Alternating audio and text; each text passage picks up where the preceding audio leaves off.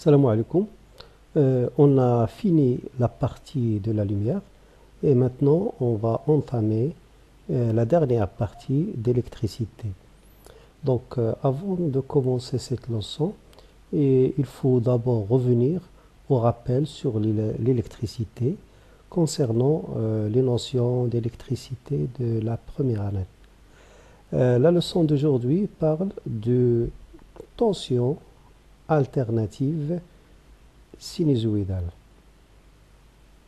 Introduction. Il y a deux types de tension électrique. D'abord, il y a la tension électrique continue. On a déjà vu le courant électrique continu.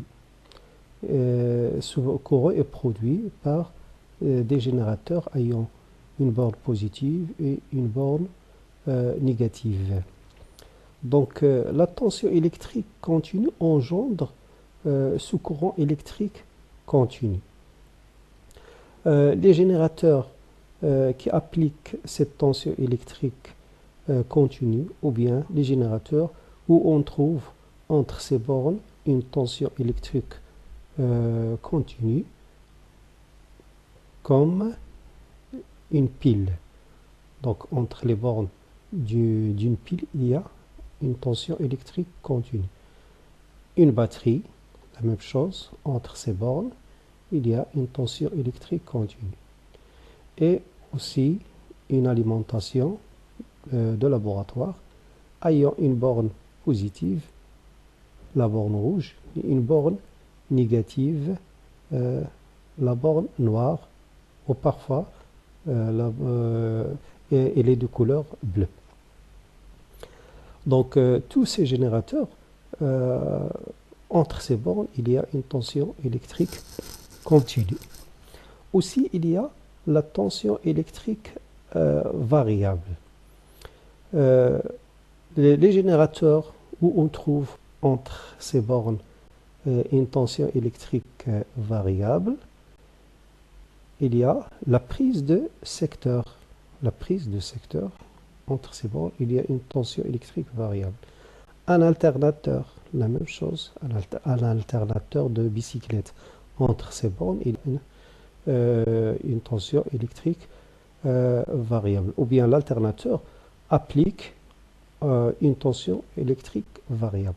Et aussi, entre les bornes d'un générateur de courant alternatif, il y a une tension électrique variable. Vous voyez maintenant un appareil électrique appelé l'oscilloscope.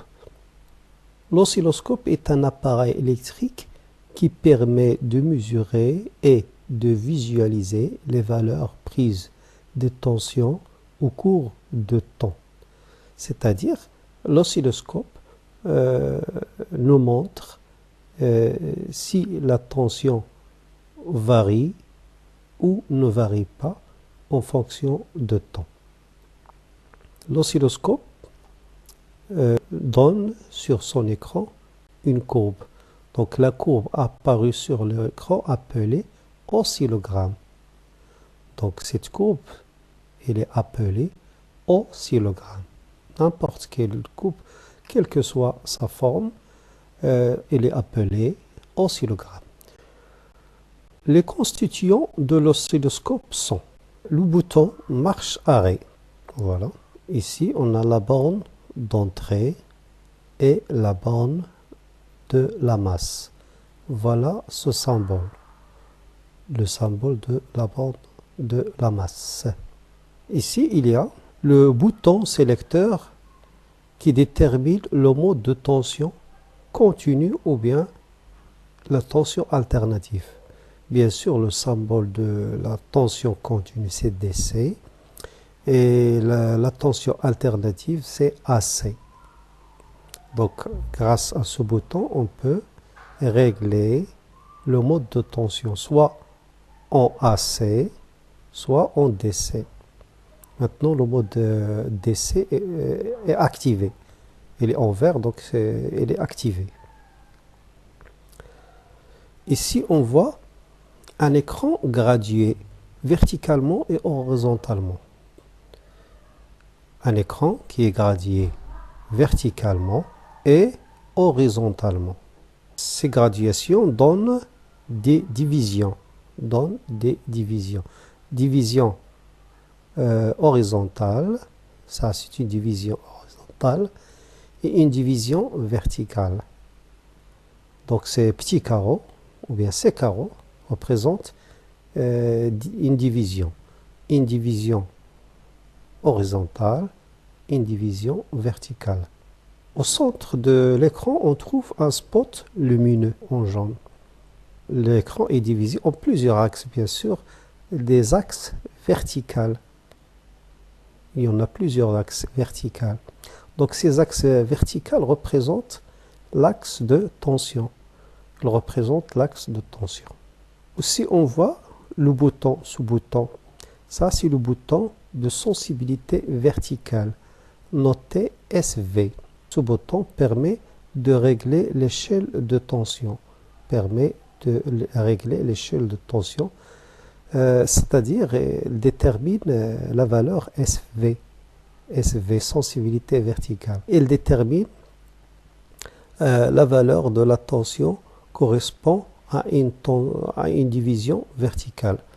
Donc, ce bouton nous permet de déterminer la valeur de la tension correspond à une division verticale. Exemple, regardez, ici on voit 0,5 volts. 0,5 volts. Ça, c'est la valeur de SV. La valeur de SV. C'est-à-dire, une division verticale correspond à 0,5 volts. Aussi, on voit que l'écran est divisé en axes horizontaux. Bien sûr, il y en a plusieurs axes horizontaux. Donc, ces axes horizontaux représentent l'axe de temps. L'axe de temps. Ici, on voit le bouton de sensibilité horizontale, noté SH. Noté SH. Permet de régler l'échelle du temps. C'est-à-dire, il détermine le temps mis par le spot lumineux pour parcourir une division. Bien sûr, le spot lumineux se déplace et pour parcourir une division, il met un temps. Ce temps, c'est SH. Exemple, regardez ici, on voit 0,5 secondes. 0,5 secondes. Ça, c'est la valeur de SH, sensibilité horizontale. SH égale à 0,5 secondes. C'est-à-dire que le spot lumineux met 0,5 secondes pour parcourir une division. Bien sûr, une division horizontale. Pour parcourir une division horizontale, et il met 0,5 secondes. Dans cette manipulation, on veut visualiser la tension continue d'un générateur sur l'écran de l'oscilloscope. D'abord, vous voyez l'écran de l'oscilloscope. Ici, on voit l'axe vertical qui représente l'axe de tension. Et ici, l'axe horizontal qui représente l'axe de temps. Ici, on a un générateur, vous voyez, un générateur du courant continu qui a deux bornes, une borne positive et une borne négative ou bien une borne com. D'abord, on va allumer l'oscilloscope. Comme vous voyez, nous voyons un trait horizontal sur l'axe horizontal qui passe par l'origine de l'axe vertical. Donc ce trait indique une valeur nulle de la tension. Bien sûr, ce trait est obtenu par le déplacement rapide d'un spot lumineux. C'est pour cela qu'on voit ici un trait. La première chose, c'est qu'on doit régler le sélecteur sur le mode DC. Regardez ici, il y a le mode AC. Et c'est le mode AC activé. Donc on doit activer le mode DC. Le mode DC, représente le courant continu. Donc voilà, il est activé. Maintenant, on va brancher l'oscilloscope avec le générateur de courant continu. D'abord, la borne positive doit être liée à la borne d'entrée. Et la borne négative, ou bien la borne COM, est liée à la borne de la masse. Et après, on va allumer le générateur. Le générateur maintenant est allumé. Et après, on va jouer sur la sensibilité verticale. Regardez.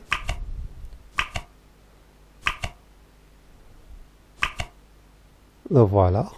Donc on a joué sur la sensibilité verticale. Maintenant, la sensibilité verticale, c'est 5 volts par division verticale. 5 volts par division verticale. Je change encore, regardez. Le trait se déplace en bas. Si je le change encore, le trait se déplace en bas.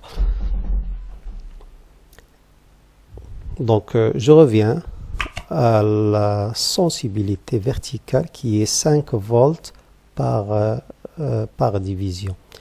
Et comme vous voyez, l'oscillogramme obtenu est un trait horizontal qui indique une valeur positive de la tension. Et maintenant, on passe à l'exploitation des résultats de cette manipulation. Donc, d'après l'expérience précédente, on a branché la borne positive du générateur à la borne d'entrée de l'oscilloscope.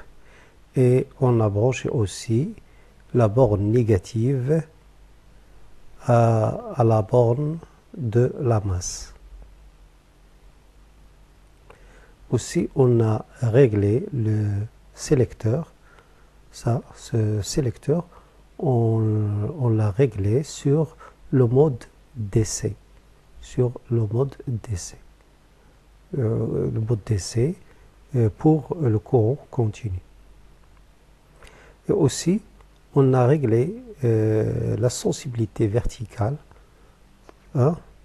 sur 5 volts par déviation. Regarde, ici on voit 5 volts, ça veut dire une division verticale correspond à 5 volts. On a obtenu ce trait. Donc l'oscillogramme est un trait horizontal au-dessus de l'axe de temps.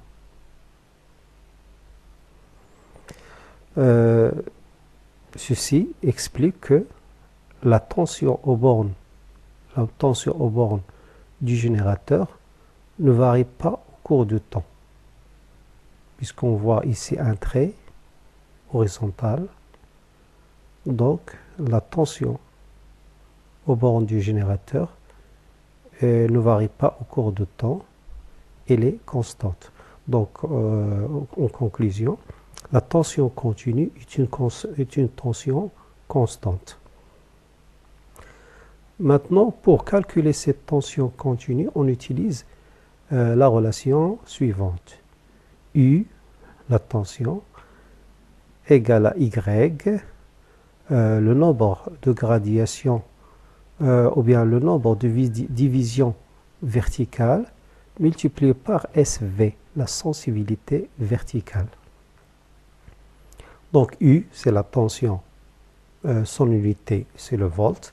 SV, la sensibilité verticale, volt par division. Division, il y a qisma. Y, voilà Y, c'est le nombre de divisions verticales. Regardez ça c'est l'origine du repère. Donc ce point représente le 0. Donc on voit ici 2 gradations. Le trait est au-dessus de l'axe de temps. Il y a entre eux de gradation, de division verticale. Donc, application numérique. Donc, on applique cette relation U égale à Y multiplié par SV. Donc, Y, c'est combien? Ça, c'est toujours, c'est 0. Hein, 0, une division, deuxième division. Ici, 0 division, première division, deuxième division. Donc, on a Y égale à 2 divisions. Multiplié par 5 volts par division. Donc, déjà, il est affiché 5 volts par division. Donc, c'est égal à 10 volts. Maintenant, on passe à cette manipulation pour visualiser la tension variable sur l'écran de cet oscilloscope. Donc, on prend d'abord un générateur de courant alternatif. Voilà. On commence d'abord par l'oscilloscope. On l'allume. Maintenant, elle est en marche. Et on doit régler le sélecteur de mode, puisqu'il s'agit d'un courant alternatif ou bien d'un courant variable. Donc, ce sélecteur doit être réglé sur AC. Maintenant, AC est activé. Après, on va brancher les bornes du générateur du courant alternatif aux bornes de l'oscilloscope, comme ça.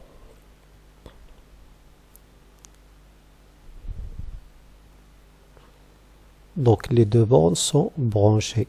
Ils sont branchés. Bien sûr, il n'y a pas de continuité ici de fil. Parce que c'est une manipulation virtuelle. Après, on va allumer le générateur. Regardez, maintenant, le générateur, il est allumé. Donc, si je règle la sensibilité horizontale, donc, je vais obtenir. Donc, on cherche le réglage convenable. Maintenant, je fais plusieurs réglages jusqu'à ce que je trouve le réglage convenable. Donc, ici, la sensibilité horizontale, c'est de 5 millisecondes par déviation. 5 millisecondes par déviation, ça veut dire qu'une déviation représente 5 millisecondes. Après, je passe au réglage de la sensibilité verticale. Là, voilà, la sensibilité verticale. Regardez, maintenant, je change le réglage. Regarde.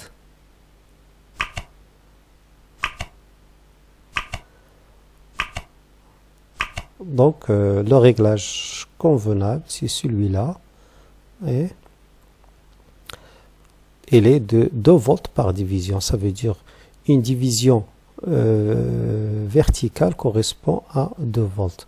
Donc, comme vous voyez, l'oscillogramme il a la forme des ondulations symétriques et régulières. Donc, des ondulations symétriques et régulières. Après, on utilise un multimètre ou bien un voltmètre. On le branche avec le générateur. Donc, lui aussi va être branché. Regardez. Donc, le multimètre nous donne une valeur qui est égale à 4,243 volts. Maintenant, on passe à l'exploitation des résultats de cette manipulation. D'après l'expérience précédente, on a branché les bornes du générateur aux bornes de l'oscilloscope. Regardez, voilà le générateur du courant alternatif. Ces deux bornes sont branchées aux bornes de l'oscilloscope. Et aussi, ces bornes elles sont branchées aux bornes du multimètre ou bien du voltmètre. Parce que ici, le multimètre, regardez, le multimètre joue le rôle de voltmètre. Aussi, on règle ce sélecteur, voilà, ce sélecteur, on le règle sur le mode AC. Le mode AC correspond au mode du courant alternatif. Après, on règle la sensibilité verticale, hein, sur 2 volts. Donc, regardez ici, 2 volts. La sensibilité verticale égale à 2 volts par division. C'est-à-dire, chaque division verticale correspond à 2 volts. Après, on règle la sensibilité horizontale. La sensibilité horizontale SH. Regardez ici. Et c'est la SH égale à 5 millisecondes. C'est-à-dire, chaque division horizontale correspond à 5 millisecondes. C'est ça la sensibilité horizontale. Donc, comme vous voyez sur l'écran, on voit un oscillogramme. Cet oscillogramme est sous forme d'ondulation. Il a la forme des ondulations régulières, منتظمة, et symétriques.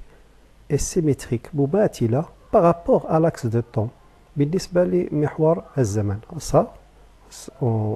Ça c'est l'axe de temps.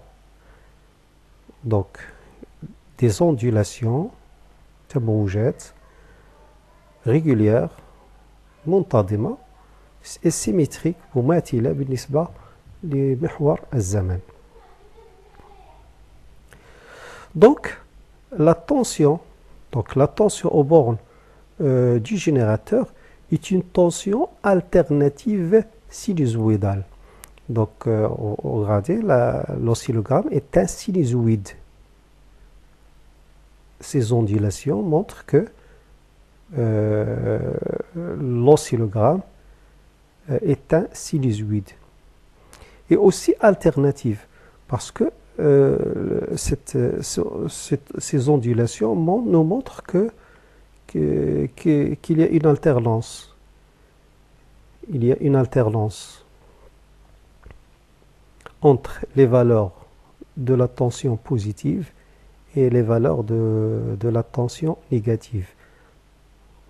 Donc ici, la tension varie du côté positif et elle varie en prenant les valeurs négatives.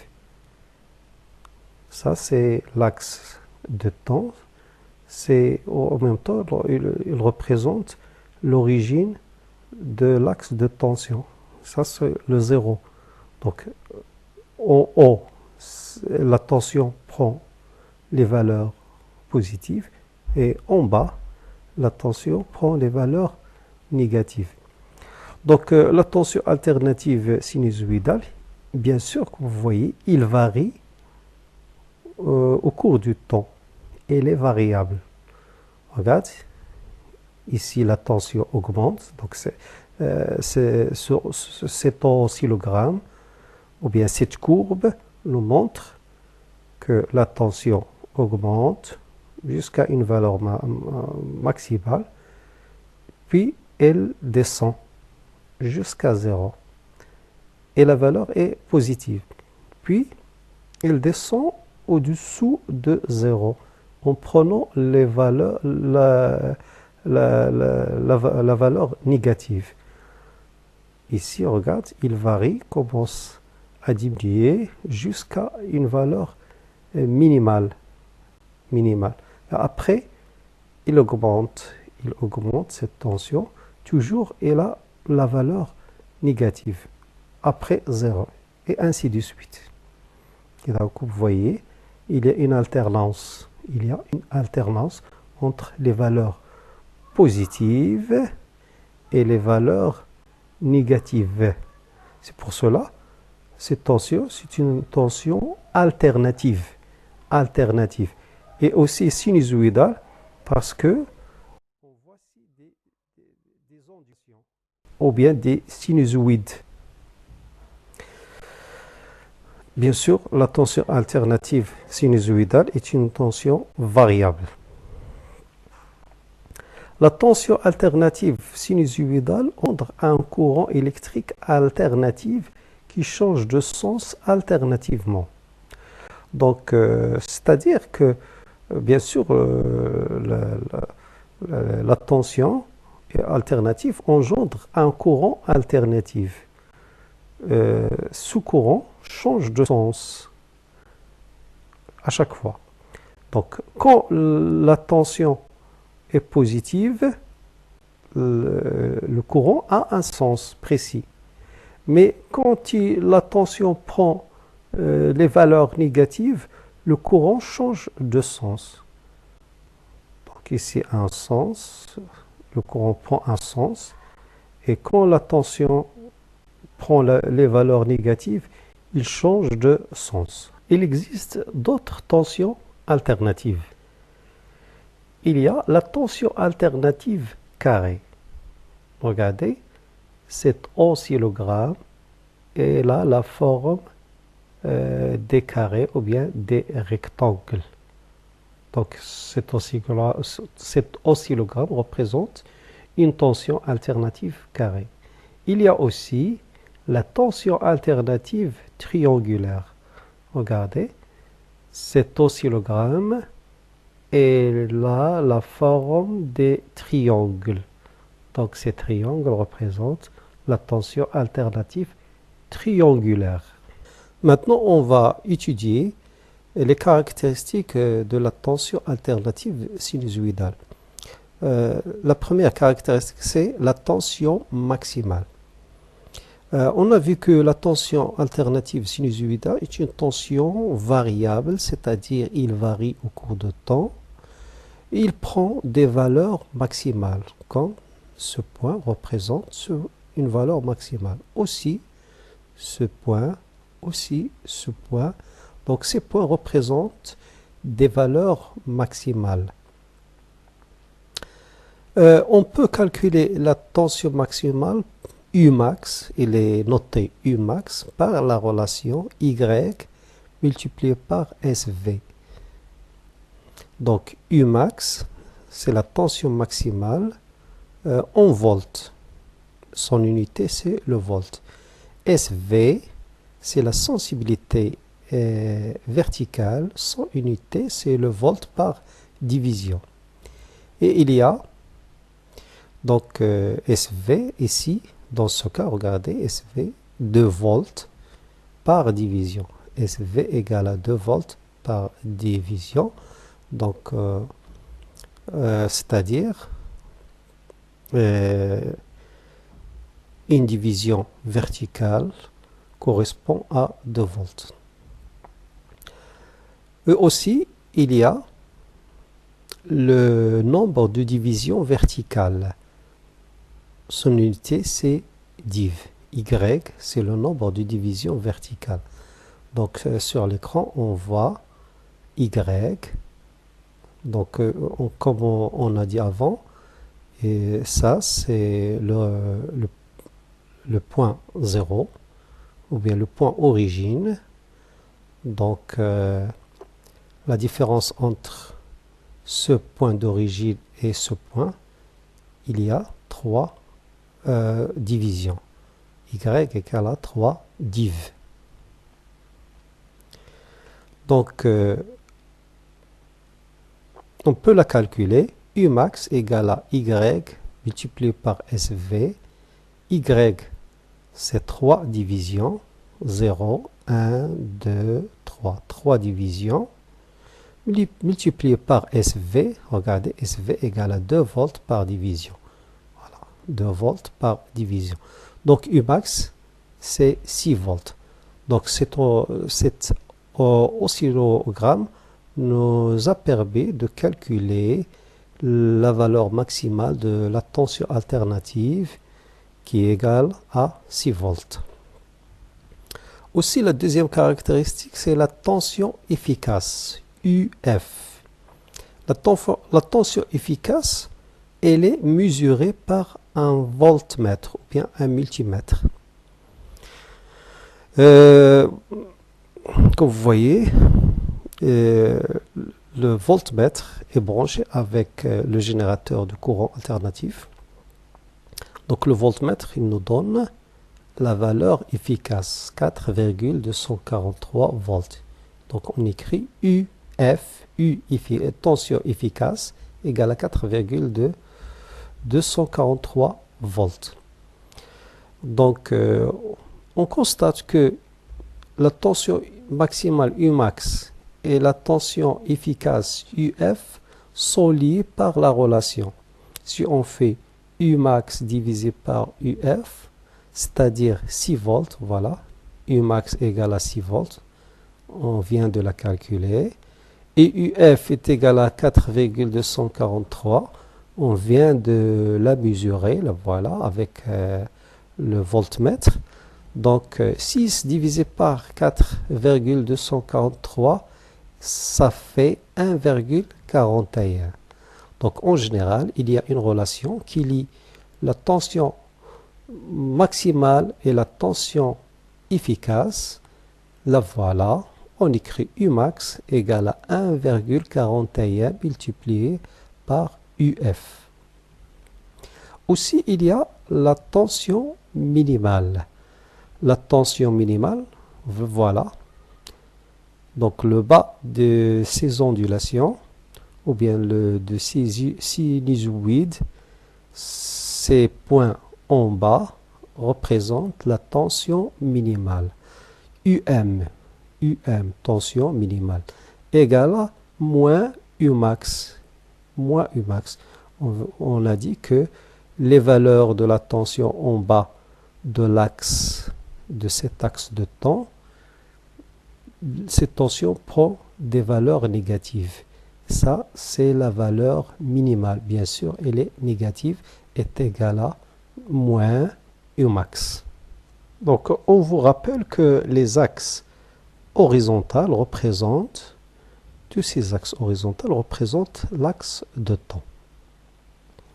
Les pics des ondulations se répètent pendant des périodes de temps égales, notez T. Regardez sur l'écran, on voit les pics des ondulations. Donc ces pics se répètent pendant une période de temps. Voilà la période de temps qui sont égales.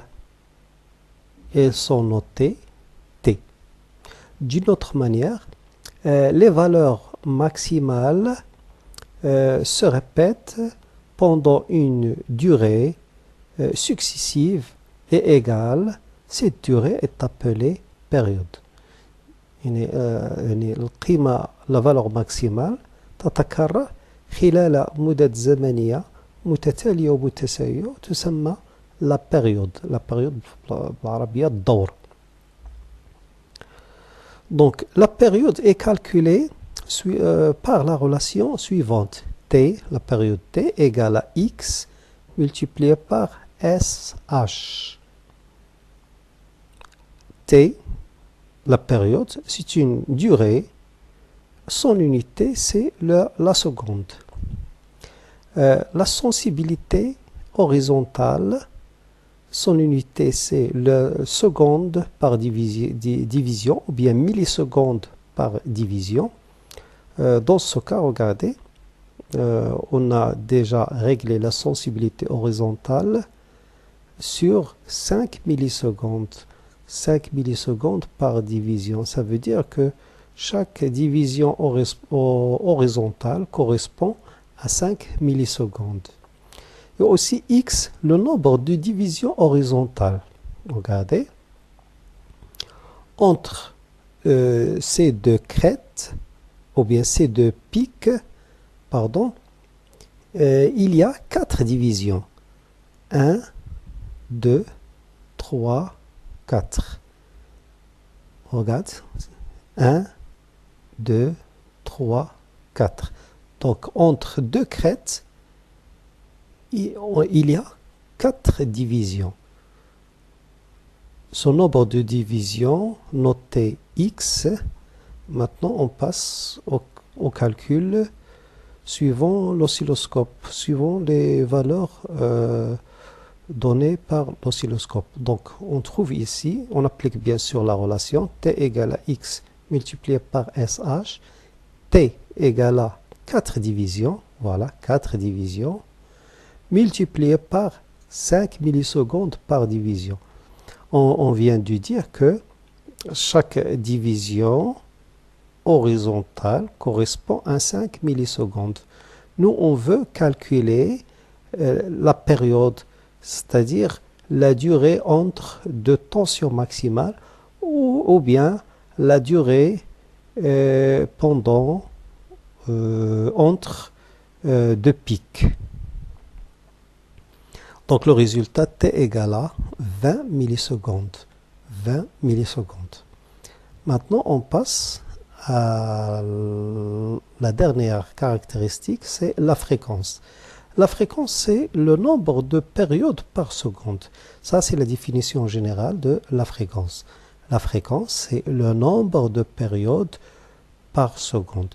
Ça veut dire que pendant une période, pendant une seconde, combien il y a de périodes? Pendant une seconde, combien il y a une période?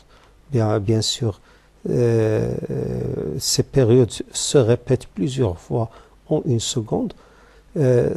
Donc ça, c'est la fréquence. Maintenant, on va calculer cette fréquence. Donc, on le calcule par la relation f est égal à 1 divisé par t.